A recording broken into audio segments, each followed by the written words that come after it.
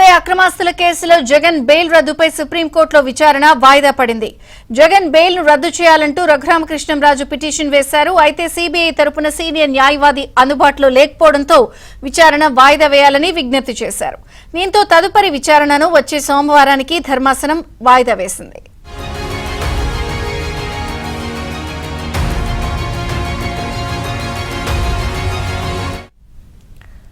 అక్రమాస్తుల కేసులో జగన్ బెయిల్ రద్దుపై సుప్రీంకోర్టులో విచారణ వాయిదా పడింది. పూర్తి వివరాలు ఢిల్లీ బ్యూరో చీఫ్ కృష్ణని అడిగి తెలుసుకుందాం. కృష్ణ,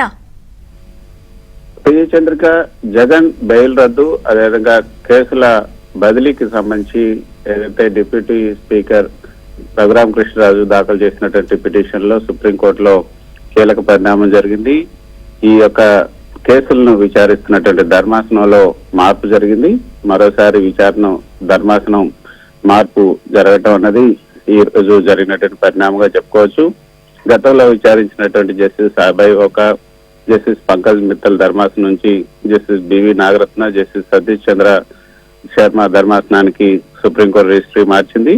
గత 12 ఏళ్లుగా ట్రయల్ ఒక్క అడుగు కూడా ముందుకు కదలలేదంటూ ఈ రోజు జస్టిస్ బివి నాగరత్న ధర్మాసనం ముందు రఘురామ తరపు న్యాయవాది శ్రీనివాసన్ వాదించారు.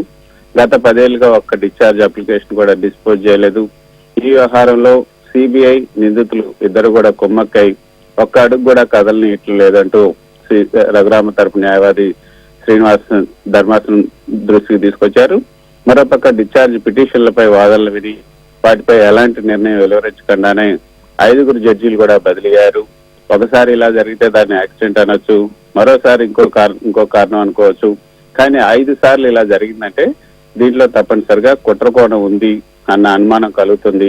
కాబట్టి ఒక్క డిశ్చార్జ్ అప్లికేషన్ పై కూడా తుది నిర్ణయం వెలువడకుండా బదిలీ అవడంలో కుట్రకోణం దాగి ఉంది అనడంలో సందేహం లేదు అంటూ ఏదైతే రఘురామకృష్ణరాజు తరఫున వాదించినటువంటి సీనియర్ కౌన్సిల్ శ్రీనివాసన్ ధర్మాసనం దృష్టికి తీసుకొచ్చారు. ఆ ఉద్దేశంతోనే ఈ యొక్క కేసు విచారణను వేరే రాష్ట్రానికి బదిలీ చేయాలని కోరుతున్నట్లుగా పిటిషన్ దాఖలు చేశాం. అప్పుడు ఈ రెండు కూడా తాము ఇప్పుడైతే బదిలీ చేయటం అదేవిధంగా ఆయన బెయిల్ రద్దు చేయటం అనేది మేము కోరటం లేదు. కాకపోతే బదిలీ సాధ్యం కాదని సుప్రీంకోర్టు గత విచారణలో అని చెప్పింది. కాబట్టి తాము ఇప్పుడు కేసు మానిటరింగ్ పూర్తి స్థాయిలో జరగాలని మాత్రమే కోరుకుంటున్నామని శ్రీనివాసన్ చెప్పారు. సిబిఐ కేసుల వివరాలు ప్రస్తుత పరిస్థితిని వివరిస్తూ అఫిడవిట్ దాఖలు చేసిందన్న విషయాన్ని కూడా సిబిఐ తరపు దర్యాప్తు సంస్థ తరపు న్యాయవాది ధర్మాసనం దృష్టి తీసుకొచ్చారు. ఈ కేసుని హైకోర్టు మానిటర్ చేస్తుంది. ఇంకా కేసు అక్కడ పెండింగ్ లో ఉందని జగన్ తరపు న్యాయవాది ముకుల్ రోహతకి చెప్పారు. గత 10 ఏళ్లుగా జగన్ బెయిల్ పై ఉన్నారు. సుప్రీంకోర్టు, హైకోర్టు స్పష్టమైనటువంటి ఆదేశాలు ఇచ్చినప్పటికీ కూడా ట్రయల్ జాప్యం జరుగుతూనే ఉంది. కాబట్టి కేసులో వాదనలు వినిపించేందుకు కొంత సమయం కావాలని కూడా సిబిఐ తరపు న్యాయవాది కోరారు.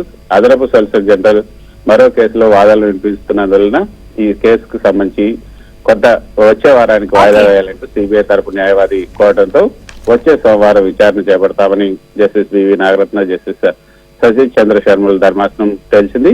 వచ్చే సోమవారం ఏఎస్జీ రాకపోతే తానే వాదనలు వినిపిస్తానని కూడా బెంచ్కి సోలిసిటర్ జనరల్ తుషార్ మెహతా చెప్పడంతో ధర్మాసనం అంగీకరించింది. ఇక వచ్చే సోమవారం దీనిపైన తుది విచారణ జరిగే అవకాశం ఉంది. థాంక్యూ కృష్ణ.